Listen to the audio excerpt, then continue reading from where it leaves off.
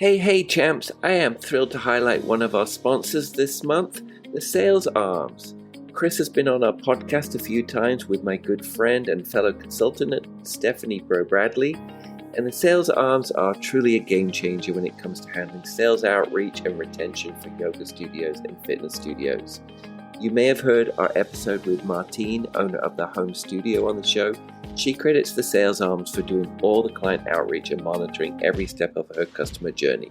Listen to her in her own words. What is so great with working with them is that they basically are in contact with everybody that comes into my studio and that's new, and they'll send them a text message and they'll get them engaged until they get people to come back in. That was the part where I was looking for help, and I was like, I need to offload something, and it's just a lot of time and effort that goes into this, and they are personal, so it's an actual person behind a text message, and it's not something that is automated. And that was important to me. What percentage of new person comes back in 30 days? And so mine was 15 and 20% prior to doing this, and now it's been up to 35 to 40%. With Chris and the Sales Arms team in Martine's corner, she was able to focus on what she does best, and that's running her studio. So if you're looking to boost your studio membership without getting bogged down in sales calls and follow-ups, which I call with my clients daily detective work, and you have somebody else do the heavy lifting for you, go to yogabizchamp.link/TSA. So with our Yoga Biz Champ exclusive link, you get a direct booking with Chris, the owner, to have a chat. So again, that link is yogabizchamp.link/TSA.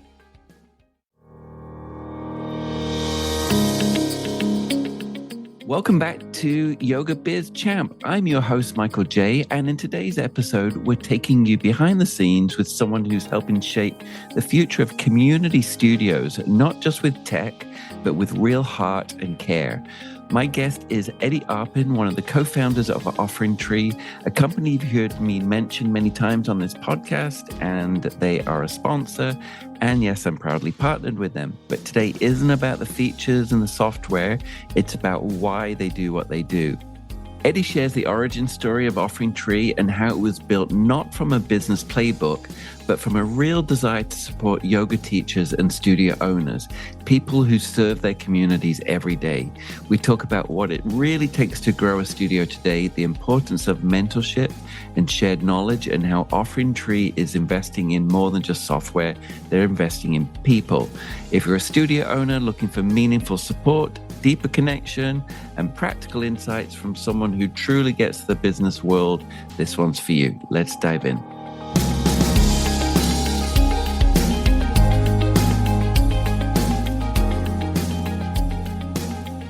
Welcome to another episode of Yoga Biz Champ. I'm thrilled today to have one of my partners, Eddie Arpin from the OfferingTree. And OfferingTree is a software and web booking platform, all in one kind of thing. We'll get into that a little bit, but we're also going to talk about the evolution of the industry since Eddie got into it. So welcome, Eddie. Hi, Michael. Thanks for having me. We always have a good time chatting. We always do. I'm glad you're having me on here. Yeah, I mean, this is not about the software, but we will talk about the software for sure, because it's kind of the central part of, our relationship and your business. But so most people probably hear my ads on here. You're a sponsor of this podcast, and full disclosure, I'm a partner with OfferingTree. But I really want to sort of talk about the industry and what you're seeing. But I'd love to hear, first of all, your story. I'm always interested in that spark. And you told me a little bit on a pre-chat the other day, which I thought was really interesting. What was the journey up to that spark where you're like, I'm going to create this software? So I'd love to kind of know your background and what took you to that moment. Yeah, for sure. So I guess I'll back way up. I've always been an active person, into sports when I was younger, and movement. In college, I played a little bit of sports, but I started getting into meditation. Actually, one of my roommates started a meditation club at the University of Minnesota. Okay. And I actually met my co-founder. He was sort of a co-founder of that meditation club with my roommate. Is that right? Yeah. So who was that? Which partner? By the way, there's 3 partners, right? There's 3 active partners, and Alex Haley is the partner that I met. He's no longer active in OfferingTree, but he was there at the very beginning. And he led the meditation club with my roommate, and I was going to that.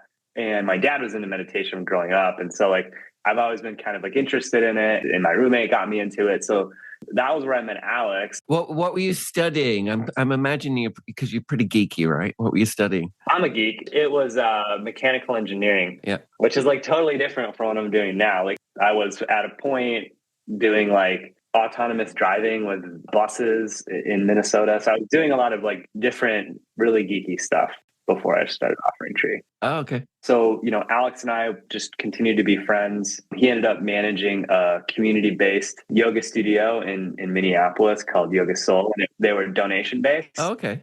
Which was pretty cool because there was like, I don't know how many donation-based yoga studios you come across, but I think they were one of the only ones, if not the only one in the Twin Cities area. And they were doing really well, actually. Huh. And they were just doing pen and paper. Like all of their stuff was pen and paper. That was me back in the day. We had a big binder just tracking the punches, crossing them off.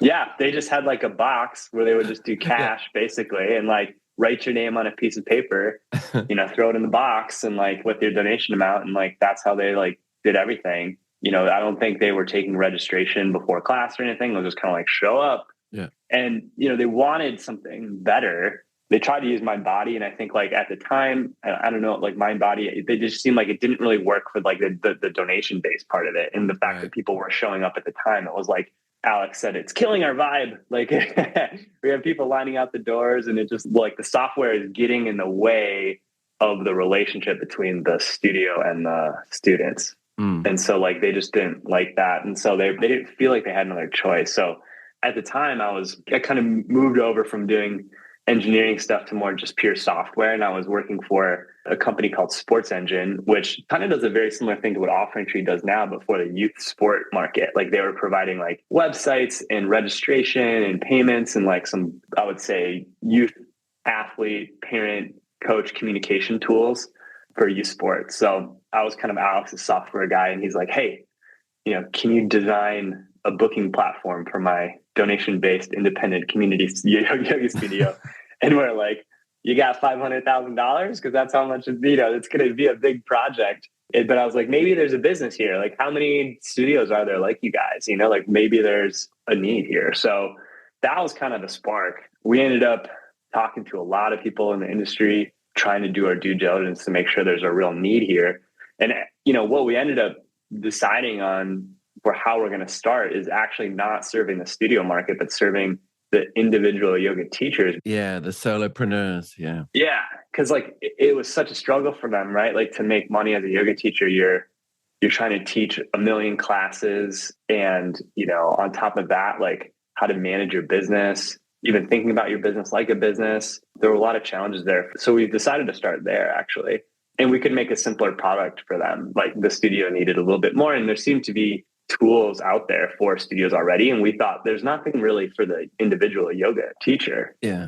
So it was a while before we, now we can serve studios as well. But at the beginning, we were just serving yoga teachers, personal trainers. Well, there's a lot more solopreneurs out there than studios for sure. Yeah, absolutely. From a numbers perspective. Yeah. Yeah. I'm curious. So when you started it, because you are a website builder, like a full-fledged website builder, landing pages and all the bells and whistles in that.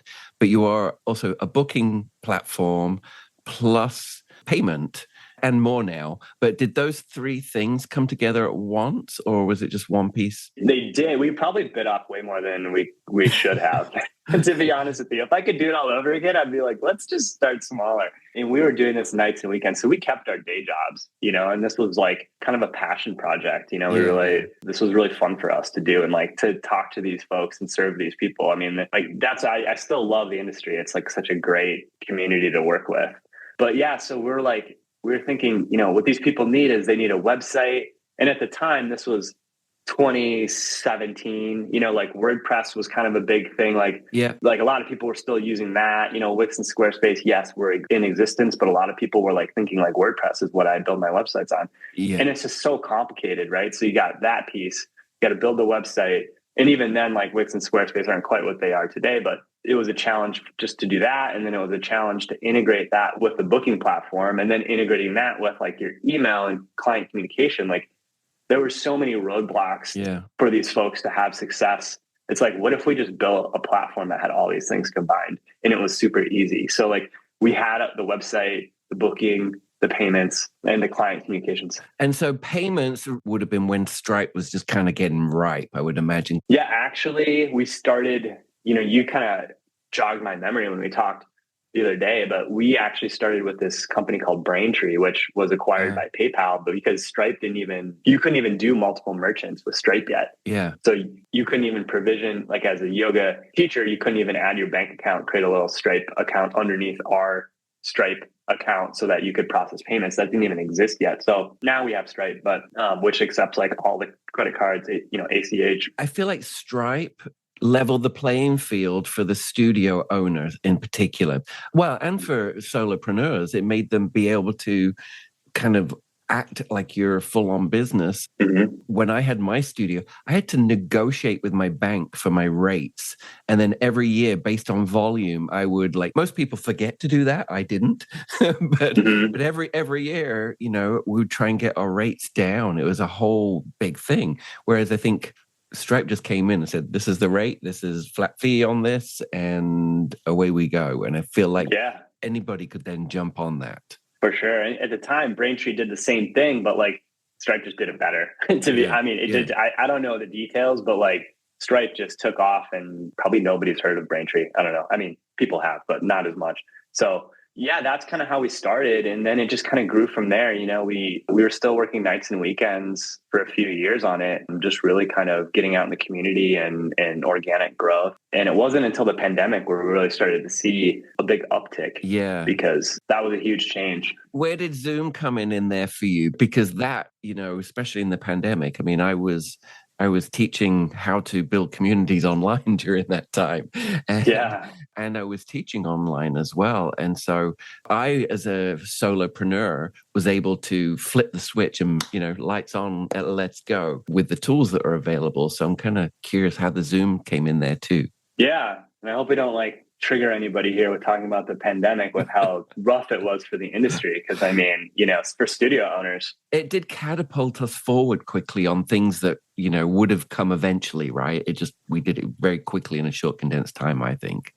Yeah. And I think it was really a catalyst to the industry realizing that they need the digital tools that they enjoy today. Like, I think, a lot of times people were like, I can get by with just like social media. I don't really need to focus on my website, or I don't really need to. And I don't know what you see, but even just like the booking platforms and the capabilities have just really kind of changed since the pandemic. And I think the pandemic was a little bit of a catalyst for making sure that studios and teachers are getting out in front of their audience in different ways than they were before. But yeah, I mean, so we didn't have a Zoom integration when the pandemic started, but what we did have was we had the concept of being able to have an online class. And so you would just have to create the Zoom beforehand, or, we thought, people use Zoom, Google Meets. There was this Jitsi thing that was totally free that people could use, and just put in the link to the class. They wouldn't get the link until it was booked. But then as soon as the pandemic hit, and it was okay, now there's so many more online classes. We worked really hard, got the Zoom integration out pretty fast. That allowed you to then not have to create those Zoom meetings separately, and it would just be created by OfferingTree as soon as you scheduled the class. And then you didn't really have to worry about Zoom. Yeah, that was the game changer. Yeah. For me as a solopreneur at that time that was teaching, that was a game changer for me, because I started with a spreadsheet, literally a spreadsheet, and have to manually email a Zoom link to people. And then I think as soon as the booking platforms came in and said, we'll automatically create the link and send it out by email, that was just game changer magic for that period, I think. Yeah, I mean, it's so much easier, right? From an admin standpoint to run those classes. Yeah. So yeah, we saw a lot of growth through there. And that would have been right for the solopreneur, because a lot of studios closed at that time, right? There was just like nothing going on for a long time with the studios, but a lot of teachers at those studios also jumped online and started doing their own thing as well as studios. But yeah. Yeah, absolutely. Unfortunately, 30% of Gen Z studios closed permanently from the pandemic, and many more closed temporarily while the pandemic was going on. But I thought what was really cool about how the industry kind of persevered through that was, the demand was still there for yoga and for every other modality. And I thought the teachers did a tremendous job of figuring out how to provide that needed service to everybody in the industry during the pandemic. And like the fact how quickly they were able to pivot to like having their classes online and, remember all the threads on what's the best microphone, what's the best video audio setup. Well, it was more than that for me. It was like, my iMac was on a Lazy Susan. And so I would do my coaching in the morning and then turn it into my living room at the time. And then I'd have professional lighting. I'd flip on and then, it was like earbuds, making sure the sound was connected in, and then boom, away we go. And then close that up, then come back to coaching after lunch. But the convenience of it at the time was, honestly, just, I think, game changing, especially for the solopreneur. Yeah, you were like MacGyver there, figuring out using your Lazy Susan. That's the ingenuity that we're seeing with everybody. And that was really cool to see everybody pivot on a dime and still meet the needs of like the community. So that, it was a really hard time, but it was cool to play a part in helping teachers, be able to teach. So, which has now evolved. Well, in the studio realm, it's evolved into quite a lot of studios now into hybrid, where it's, either or both, live, in person, or online, right? Yeah. And I think like that was all the rage sort of like kind of in that transition period. And, I think it's continued to kind of morph and find its place with like online content, whether it's live or whether it's on demand, and just like having that on demand piece where in case someone's on vacation, they can still be interacting with your studio and getting that, like, being able to still take classes in a sense on their own time and in their own location. Yeah. I think studios are still using on demand and remote sort of ways of still providing their service in like really cool ways. So, yeah.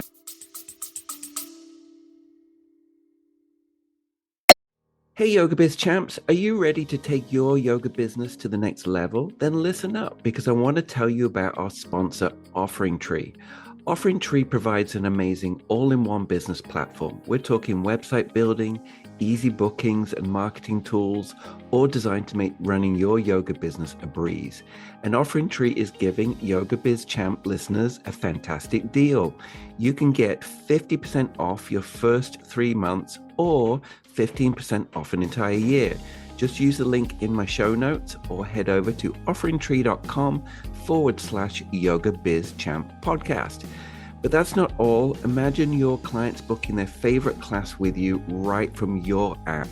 OfferingTree is also helping you create a seamless brand experience with your very own custom branded app. To help you get started, OfferingTree is waiving the setup fee just for Yoga Biz Champ listeners until May 21st. All you have to do is book a demo of their branded app and mention you're a Yoga Biz Champ listener. You'll find the link to book your demo in the show notes. So don't miss out on these incredible offers from OfferingTree. Take control of your yoga business and give your clients the best experience possible. Yeah. Your platform has evolved, I think, now. So, it's got a lot going on in there now and a lot of bells and whistles that you continually adding on. But, along with that Zoom thing, you started being able to do online content, like purchase online content, video storage and viewing. And so what's kind of evolved there for you? Yeah, I think being able to not only the live stream in hybrid, but then also having that like on-demand content where people can consume that like wherever they are, whenever and whenever. And also, like, I thought what was cool about having that integrated with the booking platform versus using like something separate for your on-demand is you can still use your packages and your memberships, and you can still have all that like what your clients are consuming. And I think it like provided smarter ways to use like memberships, to give like maybe your higher tier memberships more access. Yeah, like perks. Yeah, exactly. So, I just think like having that all under one hood, and I know other software platforms have that too, I think is a pretty tremendous advantage. And so we felt really good about building that, and it's definitely like what people wanted. So we're still making improvements today to those things. So particularly around like courses and like longer form on-demand content. Okay. Yeah, I think these things have added on extra revenue streams for studios and for solopreneurs, right? It's like we're recording this content or we're creating this content, so now we can store it and package it up or bundle it or have it as a perk on top of a package. So I think it just gives a lot more variety for streams. Yeah, absolutely. And just like more ways of serving the needs of your community. And like, I think that probably also helps with retention and things like that. Like they don't feel like they have to go in all the time to get the service, right? Like they can still get value at home or on a business trip or wherever. And that might probably elevates the value that they feel with their membership or their connection to the studio. Yeah. So I'm kind of curious, this evolvement of your platform, I imagine it's come from the kind of the demands and requests of your community, right? Which you really do have a strong, tight community, especially on Facebook. It's very active. So is that how the kind of software development was, like by people saying, we need this extra feature, we need this? Absolutely. I mean, I would say a huge percentage of what we do is based on the feedback that we get from our users. Obviously we're like looking around at like what else, taking what we're hearing, translating that to what we should build. But we 100% listen to our customers, listen to the community, try to be as reactive to that as possible. Yeah. And, Arvin, my other co-founder, does a tremendous job. I think we're still learning how to do that the best way. But I think like some software companies, and I'm not trying to rag on other software companies, but sometimes it feels like they're just throwing their stuff over the wall. And we've always wanted to be intentional about, and this is like coming from other places that I've worked, like we're really trying to have a more of a relationship with our customers and have it be a two-way. Yeah, it's obvious. Yeah, like not just be like, okay, we're up here, we're just building stuff and here it is. Like we want to definitely be more collaborative and relational with how, we interact with our users. Yeah, I think that's something that's really, for me as a partner, is very attractive, like, for a software, because you guys really show that you care about the people. So because you care, the software's evolved. And so this is where we kind of came together a little bit. And so it's now evolved into, which is more my audience here, which is the studio software. So can you kind of tell me about how that kind of evolved? Yeah. So, as the platform matured and we started having more bells and whistles, it really got to the place where we wanted to be kind of intentional and especially as a lot of our solo people coming out of the pandemic were wanting to open studios. And we kind of had this decision point of, do we want to continue to serve these people as they evolve their business and start opening studios? And we decided like, yes, we do. We want to be there, for the whole journey. So really, a lot of it was working on being able to invite staff members and teachers to the platform, being able to give them like roles and permissions, kind of all the things that go through that, like with appointments, being able to like set their availabilities. We just released the Google Calendar integration. So now, every staff member, teacher, and owner can block off availability from their Google Calendar, push events and appointments to their calendar. So there was a lot of that and the reporting needs too as well. I think like, the reporting's a big one for the studio, right? The numbers. So I think, the studio world has pushed you guys along in that side of things, right? And for the needs that they have. And especially I think when they're coming from other platforms and they're saying, we used to have this report. And so probably a lot of that in the beginning, right? Yeah, absolutely. Like every studio is slightly different with what they want to track. But for the most part, I think, we were fortunate to have a lot of people in our orbit. We weren't starting from scratch, right? We like had momentum. Yeah. We had a lot of people in our orbit. We had partners. So like, I think we were in a good position to get started in a good way. And, it's been fun. Like it's never done. Yeah. We're always still learning. We're always still improving. That's just the nature of the thing. But that's the fun part about it too.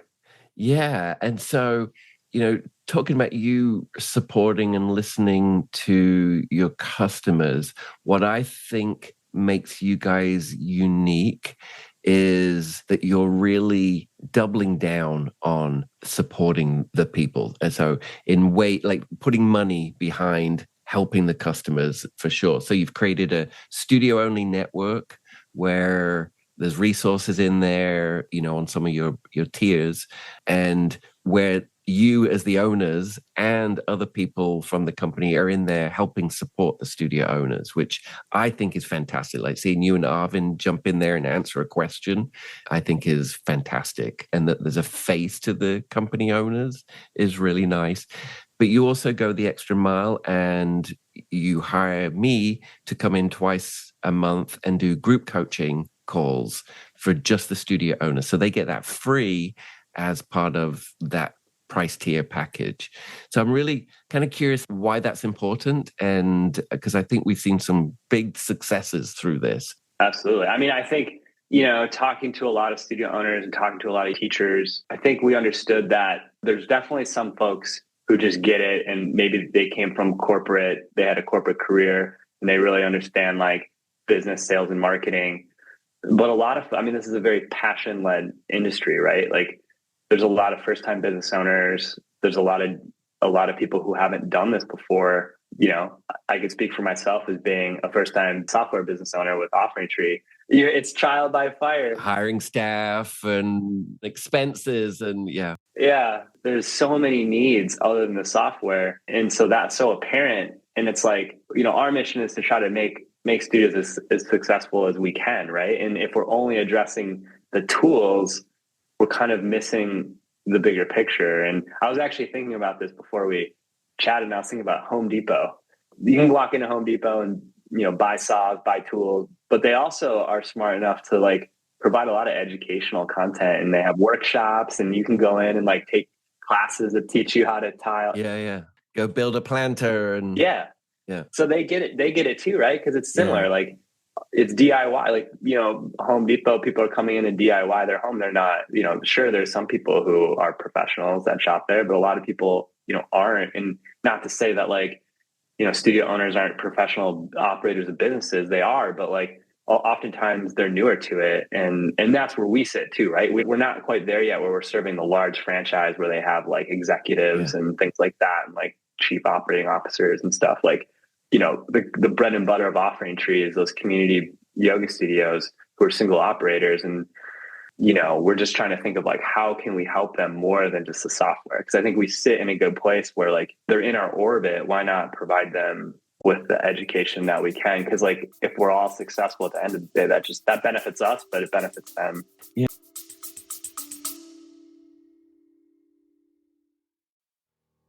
Hey champs, I want to spotlight our podcast sponsor and someone I consider both a friend and a trusted expert, Mitch McGinley from Boutique Fitness Brokers.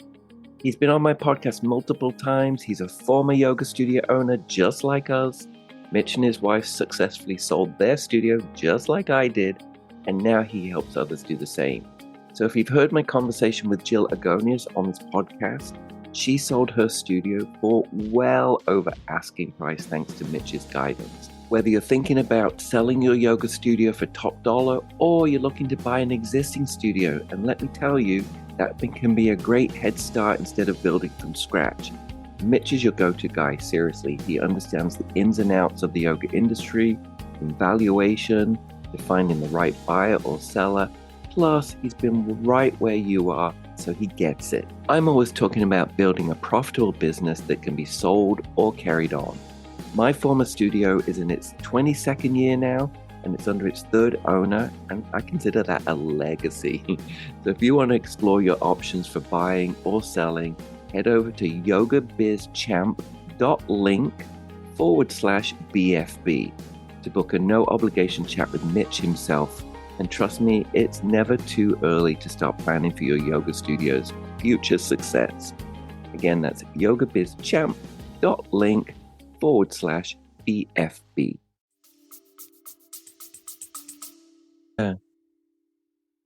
there is a difference between supporting a community studio and a franchise type studio, right? Where nothing against that, but I feel like my expertise sits in the community studio world. Like that's my world. That's where I've been in, right? And I feel like the franchise stuff, they've already got a lot of the stuff kind of figured out. Like they've got playbooks for how to do marketing and sales scripts and all of that stuff. The community studio owner usually it's somebody passionate that has come in to serve and doesn't have all that knowledge behind it. Right. I think like the franchise is all about scale, right? Like they figured it out on the micro level. Now they're really trying to scale, which is a totally different problem than figuring it out from day one. And I can relate to this as a business owner. It's like, with OfferingTree, I was like, okay, how do we build a product that people want? How do we talk about it? How do we market it? How do we do the sales thing? Even though like sales might not feel good and we don't want to come off as salesy, but we also have to pay the bills and the staff and And if you have a good product, like you want people to use it and you want to convince people or maybe convince is the wrong word, but give them an opportunity to know the value of it. Right. And so, I think studio owners are often in the exact same spot. Right. And so, just being there to help. And I think like, obviously you provide a much higher level of coaching with Yoga Biz Champ, and we're not trying to do that necessarily, but we're trying to be sort of like that starting block of like offering just enough support to get them going. Right. And like, and to get them like some momentum in moving. I mean, I have to say those 2 calls a month are one of the highlights of my month. Actually, I've got one today in an hour and a half. It's an OfferingTree day today. But it's a highlight of my month. I really do love it because it's community. But you pop in now and then, right? And you came in, I think it was the last call a couple of weeks ago, and you hopped in. So I'd love to kind of, get your take on the vibe when you kind of jumped into that, what you sort of saw from it. Because I thought we had a fantastic call. I loved it. Yeah. I mean, I was like, man, this call is really hopping. Like, I hope they're all like this. Like, we had a lot of people in there, a lot of questions, and you were just, it was like you had them on a lazy Susan and you're just spinning them around answering questions. Yeah. I feel like I'm the facilitator. Yeah. I feel like that's where the ADHD comes in as a superpower. No, I mean, you feel the excitement. Yeah. It's not only just the knowledge that they're acquiring or getting or like the problem solving, but also just like, I feel like the support and the collective energy is what I feel. 100%. Yeah. Because it's like everyone's I do these things too with other software business owners, go and interact with them. And it's so cathartic to talk about your problems, and maybe they don't get solved. Yeah. It can be very isolating, I think, to be a business owner. 100%. And so you feel like you're toiling all by yourself. It's very lonely. And to be working on this stuff with other people just like you, it creates a lot of energy, and you can feel that in the calls. And that's what's cool, because people are getting something that they need. Yeah. And what I love about it is it's not about me. Like, I feel like I'm the kind of facilitator, because what I love is leaning on each other to help each other. I think that's where the magic really, really happens in those calls, because, Valerie comes on there. She's had a studio for 22 years. Well, I had a studio for the exact same, I had 13 years, but it's 22 years in now.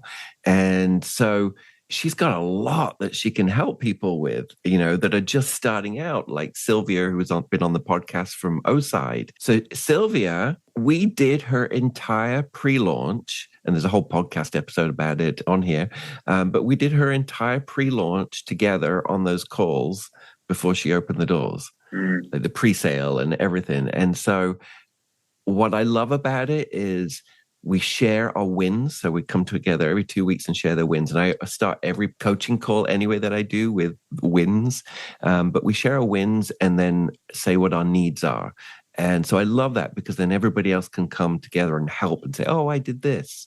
To me, that's the power of that community. Yeah, I think you do a really good job of creating accountability too, right? And like, I think it does solve a lot of issues for studios, which is very cool. Well, because we assign tasks as well. Yeah, I mean, you're a taskmaster.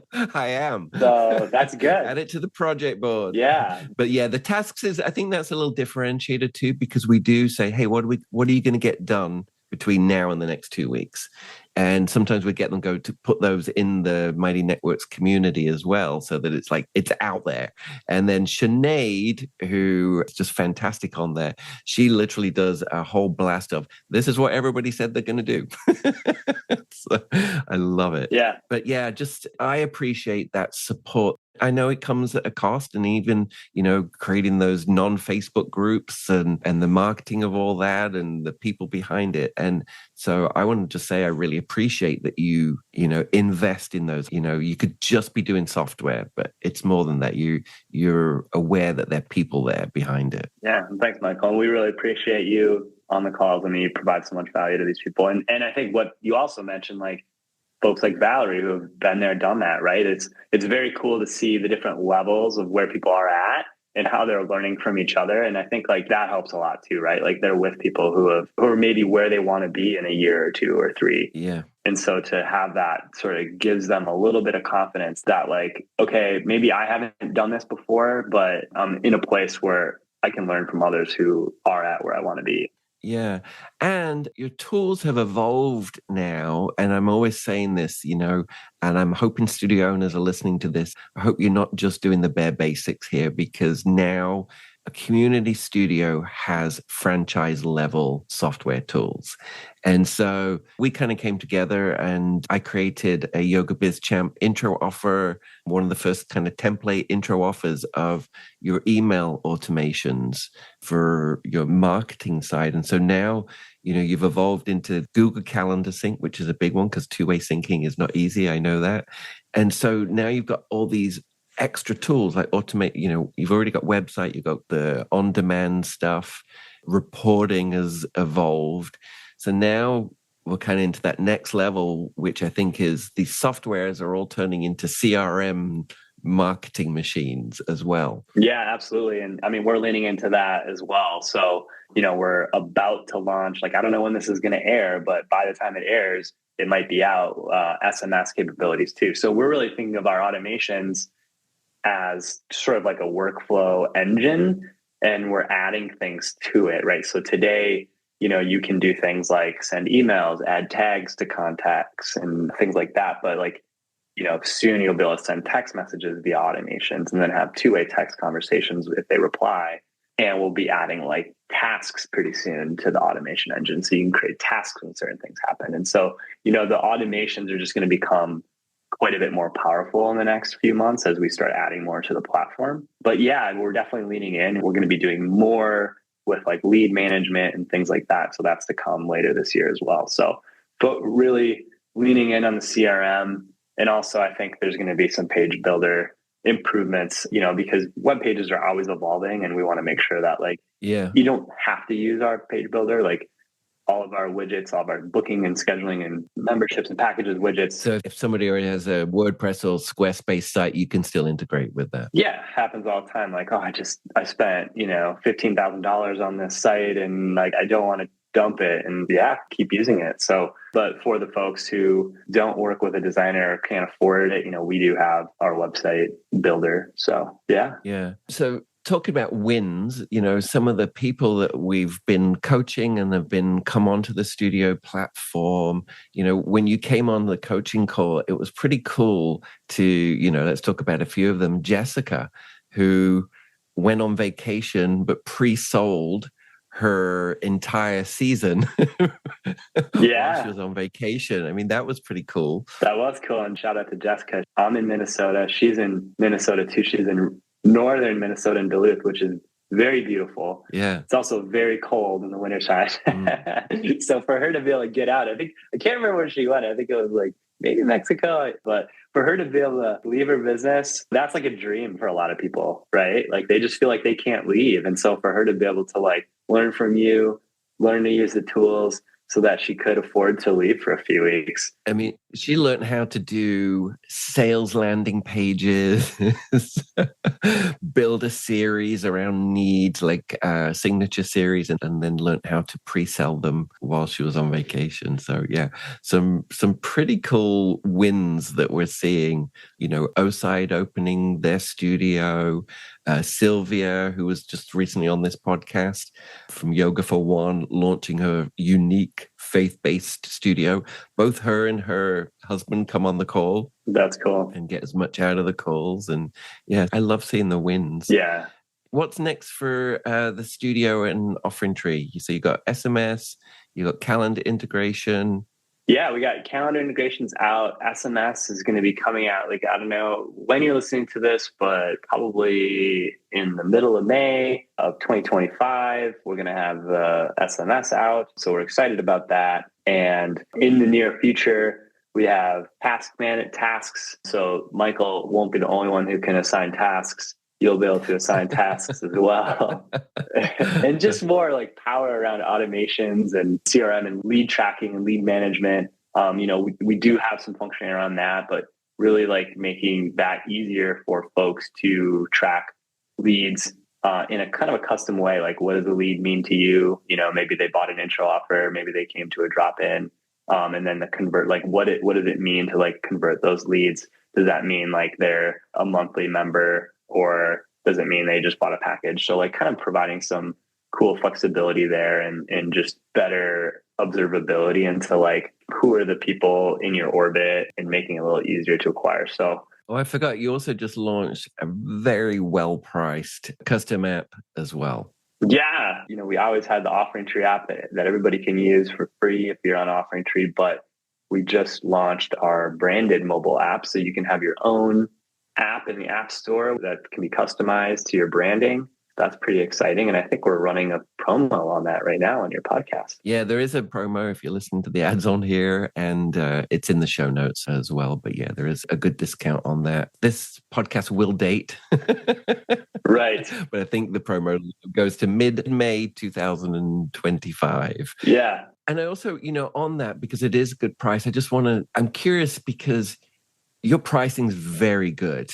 It's not cheap, but it's very fair for the different. Was that important to you? Yeah, absolutely. I mean, I think, we strive to be the best value in the market, which doesn't necessarily mean it's the cheapest, but it's like for all of the functionality that we offer, I think it's very reasonable when you look at like what you're getting with the software with OfferingTree, how much you're going to pay at the end of the month is much less than a lot of the other companies out there with the same functionality. So we're definitely trying to be extremely fair and a really good value. And that's important because we want people to be able to use it. We want to be accessible. Yeah. That's an important thing for me, is to make sure that our software is accessible and like people can use it. With everything we're offering, like our mission is to try to make our studio owners the most successful that we can.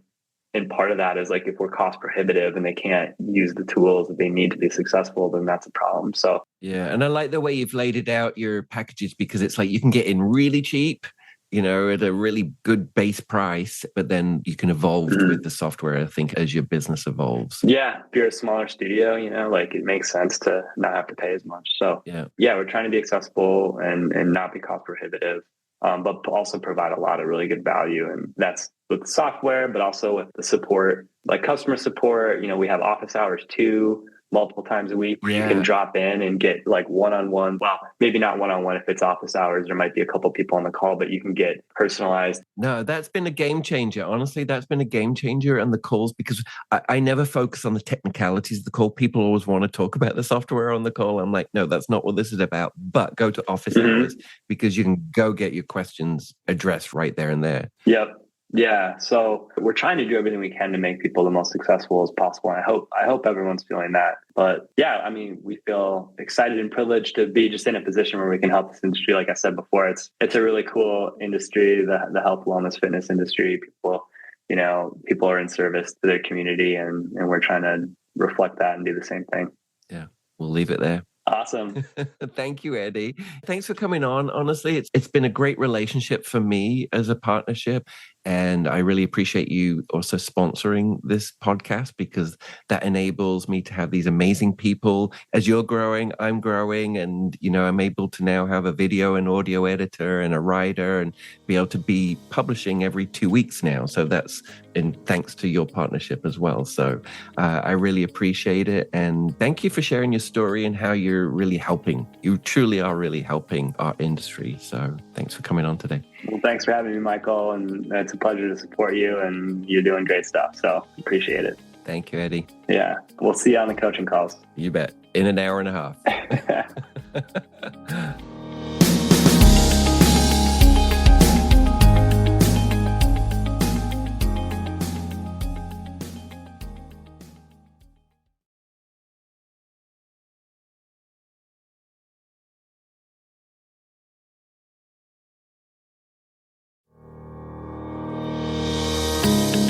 Thanks for tuning in, champs. If you've enjoyed today's episode, please subscribe and leave a review. It really helps me out a lot.